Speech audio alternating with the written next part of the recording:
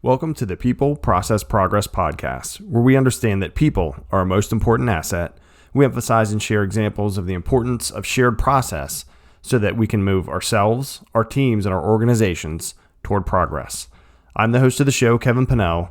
To learn more about me and the show, go to peopleprocessprogress.com. But for now, let's get on with another great episode of the People, Process, Progress podcast in 3, 2, 1. It is not the critic who counts, not the man who points out how the strong man stumbles or where the doer of deeds could have done them better. The credit belongs to the man who is actually in the arena, whose face is marred by dust and sweat and blood, who strives valiantly, who errs, who comes short again and again, who spends himself in a worthy cause, who at the best knows in the end of the triumph of high achievement, and who at the worst, if he fails, at least fails while daring greatly, so that his place shall never be with those cold and timid souls who neither know victory nor defeat.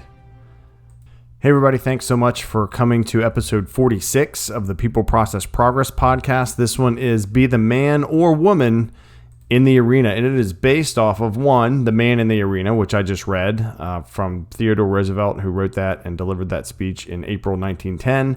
I've referenced it before on the show, but today what I want to do is break this down in terms of ourselves as leaders, as project managers, and folks out there doing. So I'm going to go kind of passage by passage and break down Roosevelt's words. If you've listened to the show here before, one, thank you so much for coming back. If you're new, welcome. Look forward to getting your listenership and hope I can deliver some value for you.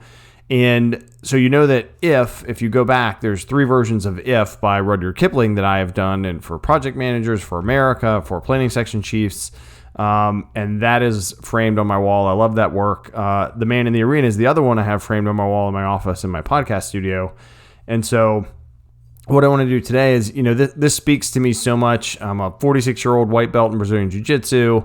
So talking about just going in there and be proud that you're trying. Sometimes you win, sometimes you get your butt kicked, and that's part of it. And for folks that don't know, Brazilian Jiu-Jitsu, the best kind of explanation, it's grappling art, right? To me, it's a mix of kind of wrestling and judo, and there's better explanations, just Google it. But essentially, you're grappling wrestling against other people who are trying to choke you and break your limbs. And so a good challenge, but exhausting, completely exhausting. If you've ever been in a conflict, you understand whether you're standing up, fighting, wrestling, whatever, you use all your muscles, all your adrenaline. It's just something. So this Man in the Arena, not just for that aspect, but for as a project manager, right? It speaks to me some as challenges that we face as project managers or leaders or planning section chiefs, that we have, particularly gathering lessons learned of being someone that is asked to go into the arena of a space where you may not know anyone or you may know some people, but your challenge is get in there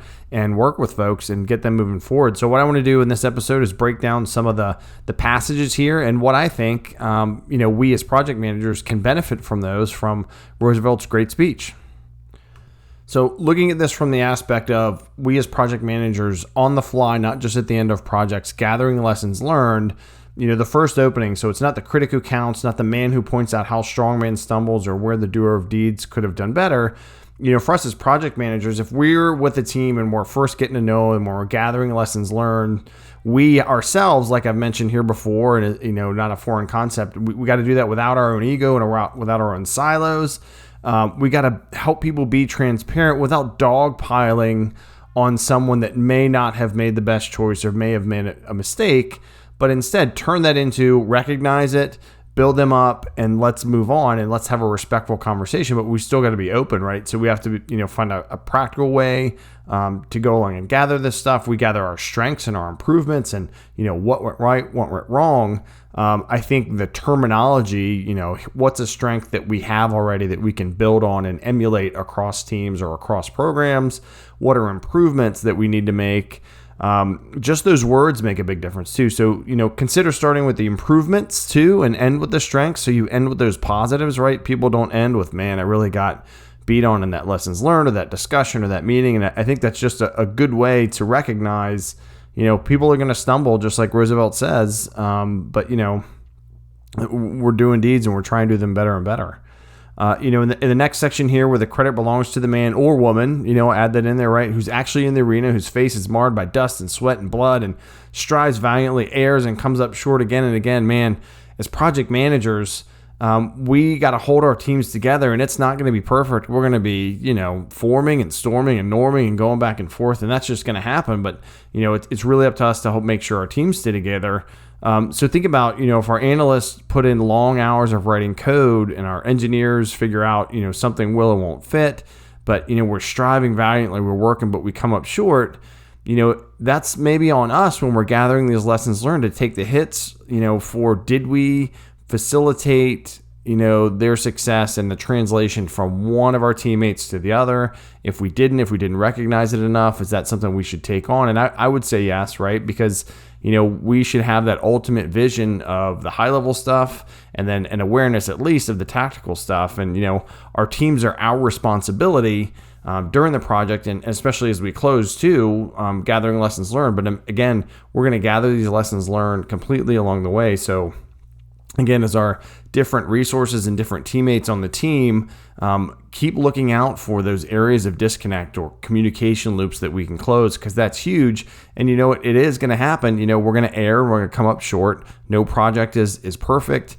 Plans are useless. Planning is everything. So whether you're doing iterative approaches like Agile or kind of a waterfall Agile thing, either way, you need to adjust as we keep going and keep your team working together and improving.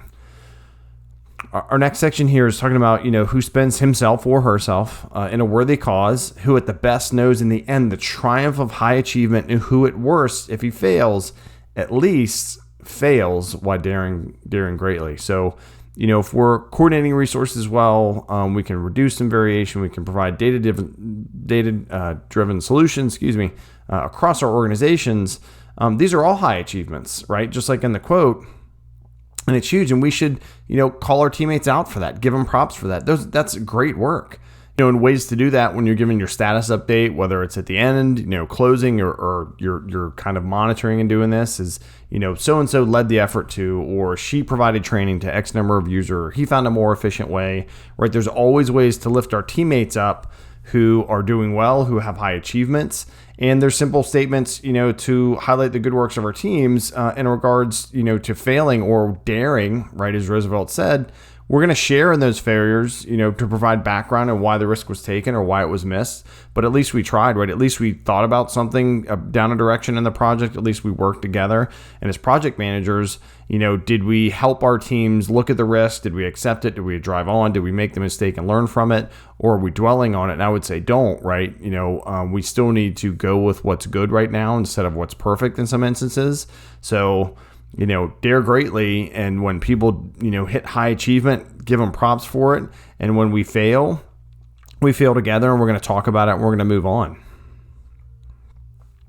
And closing out, the man in the arena, or man or woman in the arena for this, so his or her place shall never be with those cold and timid souls who neither know victory or defeat.